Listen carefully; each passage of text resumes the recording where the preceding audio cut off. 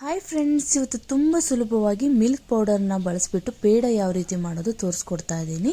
ಇದು ಕೇವಲ 5ರಿಂದ 10 ನಿಮಿಷದಲ್ಲೇ ಆಗುವಂಥ ಸ್ವೀಟು. ಬನ್ನಿ ಯಾವ ರೀತಿ ಮಾಡೋದು ನೋಡ್ಕೊಳ್ಳೋಣ. ಫಸ್ಟಿಗೆ ನಾನು 1/4 ಕಪ್ಪು ತುಪ್ಪ ಹಾಕ್ಕೊಳ್ತಾ ಇದ್ದೀನಿ. ಹಾಗೆ 1 ಕಪ್ಪು ಮಿಲ್ಕ್ ಪೌಡರ್ನ ಹಾಕ್ಕೊಳ್ತಾ ಇದ್ದೀನಿ. ಇದು 1/2 ಕಪ್ಪು ಶುಗರ್ ಪೌಡರ್, ಶುಗರ್ ಪುಡಿ ಮಾಡಿರೋದು ಹಾಕ್ಕೊಳ್ತಾ ಇದ್ದೀನಿ. ಹಾಗೆ ಇದರ ಜೊತೆಗೆ 1/3 ಕಪ್ 80 ml ಮಿಲ್ಕ್ನ ಸೇರಿಸ್ಕೊತಾ ಇದ್ದೀನಿ. ಇವೆಲ್ಲವನ್ನು ಚೆನ್ನಾಗಿ ಮಿಕ್ಸ್ ಮಾಡ್ಕೋಬೇಕು.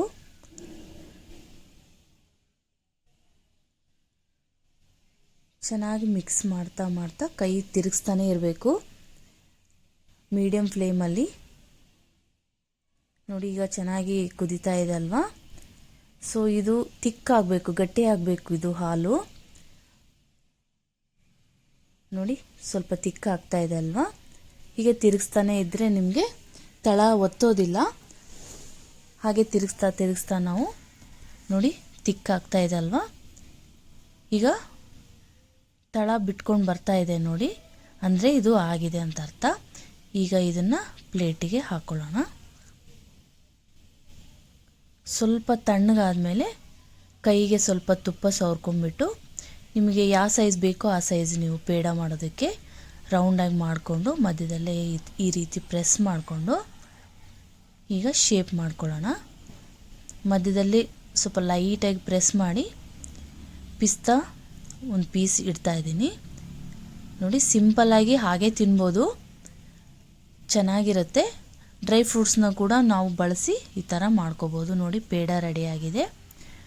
ಹಾಗೆ ಇನ್ನೊಂದು ರೀತಿ ನಾನು ಶೇಪ್ ಮಾಡಿ ತೋರಿಸ್ತಾ ಇದ್ದೀನಿ.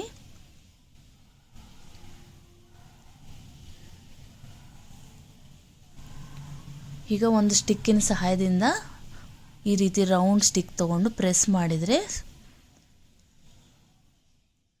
ನೋಡಿ ಚೆನ್ನಾಗಿ ಕಾಣಿಸ್ತಾ ಇದೆ ಅಲ್ವಾ. ಮಧ್ಯದಲ್ಲಿ ಬೇಕಾದರೆ ನಾವು ಗೋಡಂಬಿ ಅಥವಾ ಬಾದಾಮಿ ಪೀಸ್ ಕೂಡ ಇಟ್ಕೋಬೋದು. ನೋಡಿ, ಇದೊಂದು ಶೇಪ್ ರೆಡಿ ಆಗಿದೆ. ಯಾವುದೇ ಮೌಲ್ಡನ್ನ ಬಳಸಿಲ್ಲ ನಾನು, ಮನೆಯಲ್ಲೇ ಇರುವಂತಹ ಸಾಮಗ್ರಿ ಬಳಸಿಬಿಟ್ಟು ನಾನು ಪೇಡ ಮಾಡಿ ತೋರಿಸ್ತಾ ಇದ್ದೀನಿ. ಮಕ್ಕಳಿಗೂ ಕೂಡ ಅಟ್ರಾಕ್ಟಿವ್ ಆಗಿ ಮಾಡಿಕೊಟ್ರೆ ತುಂಬ ಇಷ್ಟಪಟ್ಟು ತಿಂತಾರೆ. ಹಾಗೆ ಕೂಡ ಮಾಡಿ ಕೊಡ್ಬೋದು. ಇದು ನೋಡಿ, ಒಂದು ಸ್ಟಿಕ್ಕಿನ ಸಹಾಯದಿಂದ ನಾನು ಈ ಥರ ಸೈಡ್ಗೆಲ್ಲ ಲೈನ್ ಹಾಕ್ಕೊಳ್ತಾ ಇದ್ದೀನಿ, ಸುತ್ತಲೂ ಲೈನ್ ಹಾಕ್ಕೊಳ್ತಾ ಇದ್ದೀನಿ. ನೋಡಿ, ಇದು ಒಂಥರ ಫ್ಲವರ್ ಶೇಪ್ ಕಾಣಿಸ್ತಾ ಇದೆ ಅಲ್ವಾ. ಈ ರೀತಿ ಎಲ್ಲ ಪೇಡನ ಈ ರೀತಿ ಮಾಡಿಕೊಂಡು ರೆಡಿ ಮಾಡಿಕೊಂಡ್ರೆ ತುಂಬ ಚೆನ್ನಾಗಿರುತ್ತೆ. ಈ ವಿಡಿಯೋ ನಿಮಗೆ ಇಷ್ಟವಾಗಿದ್ದರೆ ನೀವು ಕೂಡ ಮನೆಯಲ್ಲಿ ಟ್ರೈ ಮಾಡಿ ಹೇಗೆ ಬಂದಿದೆ ಅಂತ ಕಮೆಂಟ್ ಬಾಕ್ಸಲ್ಲಿ ತಿಳಿಸಿ. ನೋಡಿ, ಫೋಕ್ ಸ್ಪೂನಿಂದ ನೋಡಿ ಜಸ್ಟ್ ಈ ಥರ ಪ್ರೆಸ್ ಮಾಡಿದರೆ ಆಯಿತು. ಇದೊಂಥರ ಸಿಂಪಲ್ ಡಿಸೈನು. ಇದೇ ರೀತಿ ಎಲ್ಲ ಪೇಡಗಳನ್ನು ಮಾಡಿಕೊಂಡ್ರೆ ಮಕ್ಕಳು ತುಂಬ ಇಷ್ಟಪಟ್ಟು ತಿಂತಾರೆ. ಈ ವಿಡಿಯೋ ನಿಮಗೆ ಇಷ್ಟವಾಗಿದ್ದರೆ ಲೈಕ್ ಮಾಡಿ, ಸಬ್ಸ್ಕ್ರೈಬ್ ಮಾಡಿ. ಈ ವಿಡಿಯೋ ನೋಡಿದ್ದಕ್ಕಾಗಿ ಧನ್ಯವಾದಗಳು. Thank you.